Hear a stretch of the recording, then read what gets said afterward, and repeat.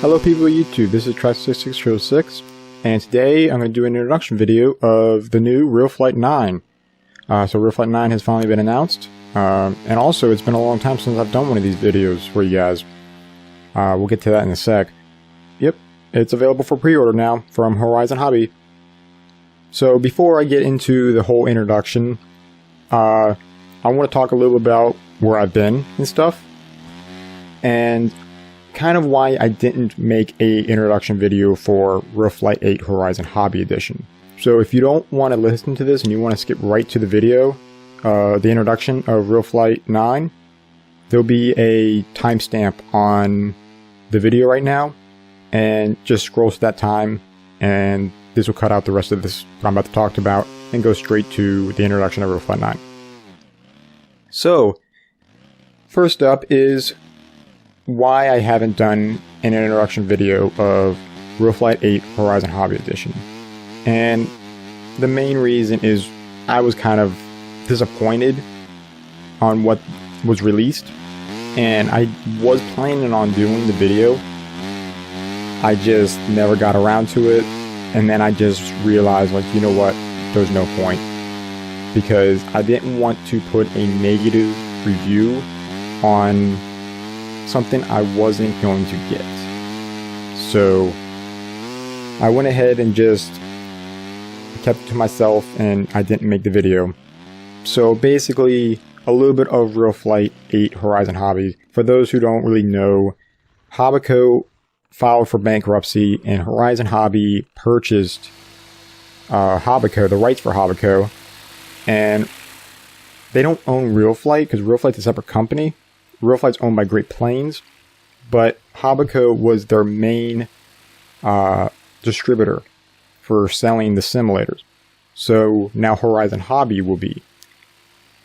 And so they're working with Horizon on producing this simulator, because during all this that was going on, they had to start working on a new simulator, because they keep up their record of releasing a new sim every year. They came out with, which we were expecting, RealFlight 8.5, because that's when it was due. 8.5 was supposed to come out last year.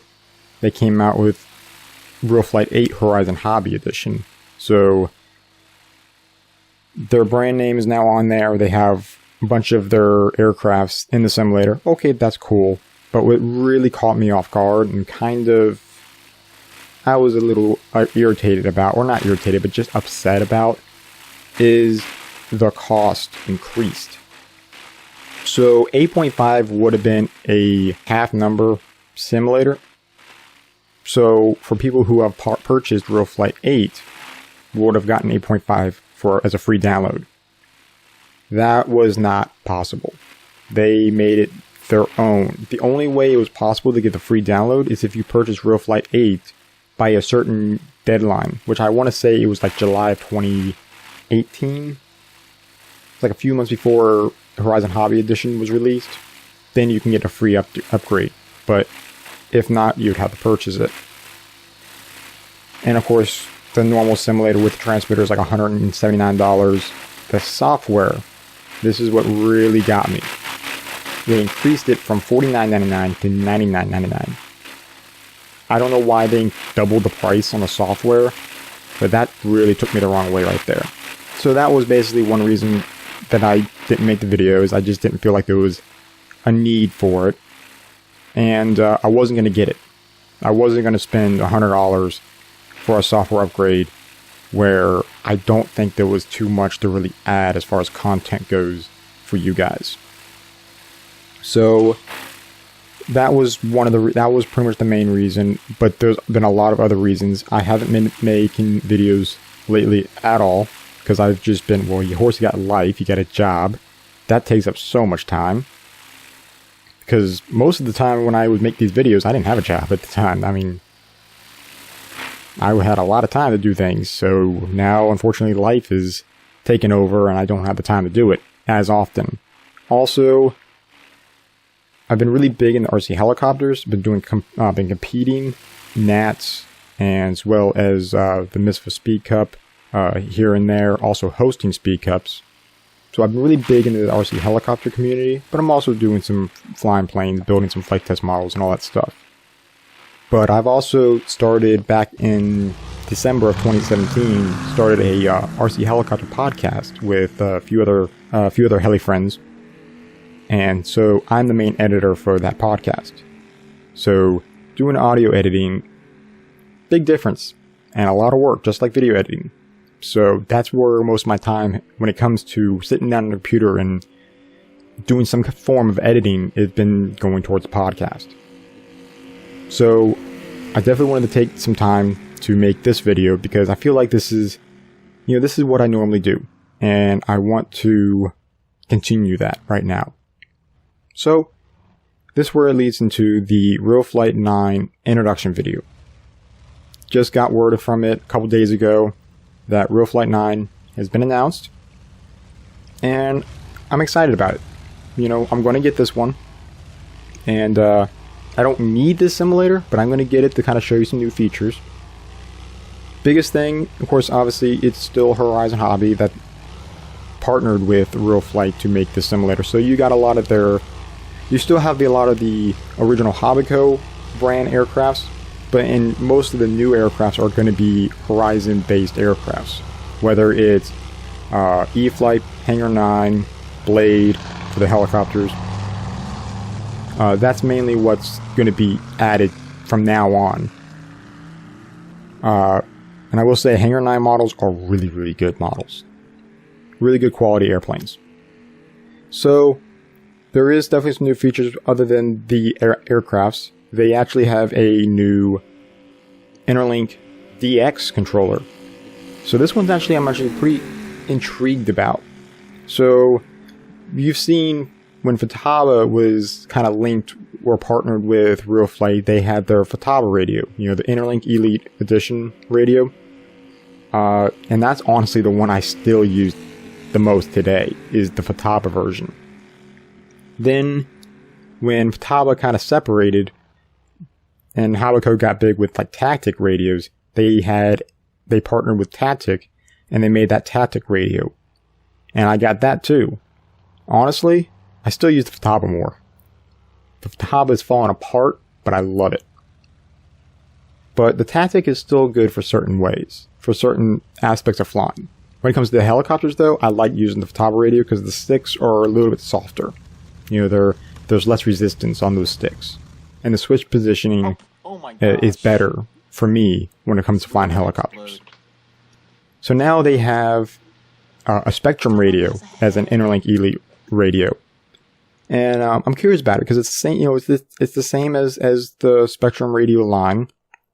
All the switch positioning are about the same as typical Spektrum radios, except it's a simulator controller.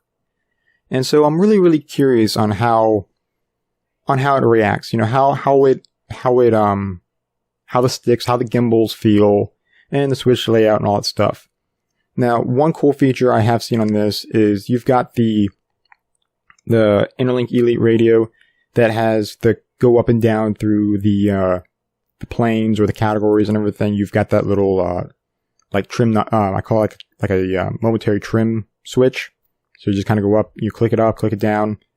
On here, they implemented, Spektrum's feature of the scroll wheel. And that seems like it might be kind of cooler. I think I might like that more if you can do typical Spektrum radios and you can just spin it constantly and it'll go, like a speed pass or something like that. Instead of the little switch where you kind of hold it down to kind of do the speed pass. This one over here would be more, this seems like it might be more controllable if it is like I think it is. So I'm actually very curious about that and see how well that works. I really want to try it. I actually really want to try this radio to kind of see out of the three what I like better. Like the typical simulators when they're released, when they get a new model here.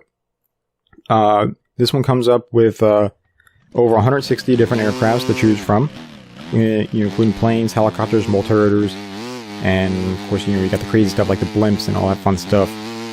Over 40 different flying sites, airfields, flying sites.